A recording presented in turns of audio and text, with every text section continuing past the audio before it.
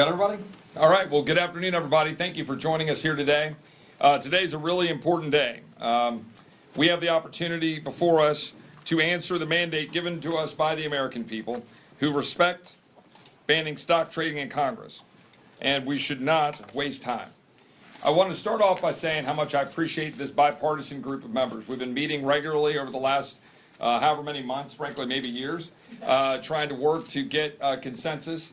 I'm proud to have worked with Seth Magaziner, who I'll turn it over to in a minute, who I've been working with since Abigail Spanberger left. She and I introduced legislation 5 years ago on this topic, as you all know, on a bipartisan basis.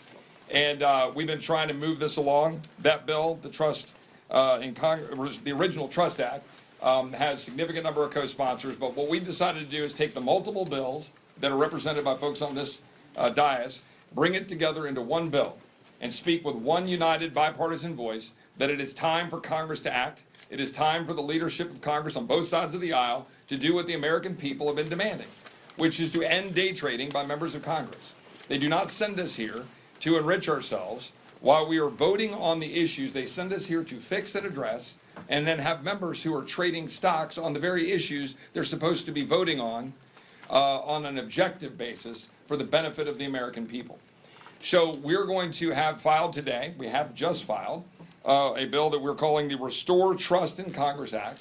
And that legislation, which I'll let Seth expand upon a little bit more in detail, takes the best elements of all of our legislation, puts it together to restrict and limit and ban trading of stocks by individual members of Congress. Now, it retains the ability of members of Congress to have their funds in broadly held mutual funds. It allows members of Congress to be able to work through under the rules to do that, but they should not be trading equities, and they should not be enriching themselves on the very issues that they're voting on. We have Capital Trades, for example, reports that 113 members of Congress made 9,261 trades in 2024 involving 706 million shares of other assets. That's not why people sent us here to Washington. There are 330 million Americans. There are 435 of us.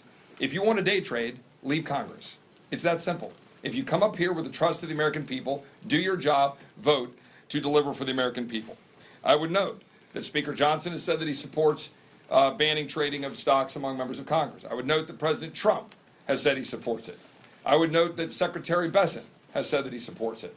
And vast numbers of both sides of the aisle support this, and it is long past time that we move. The House Committee on Administration should consider this bill, move the bill forward, amend it, go through regular order, but deliver it quickly to the floor of the House.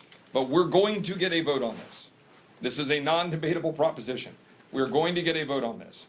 We are calling on leadership to use regular order to deliver, but it is past time to deliver, and this bipartisan group are standing united to say that that's what we should do. With that, I would like to turn it over to Seth Magaziner, who's led this initiative on the other side of the aisle alongside me with the Trust Act.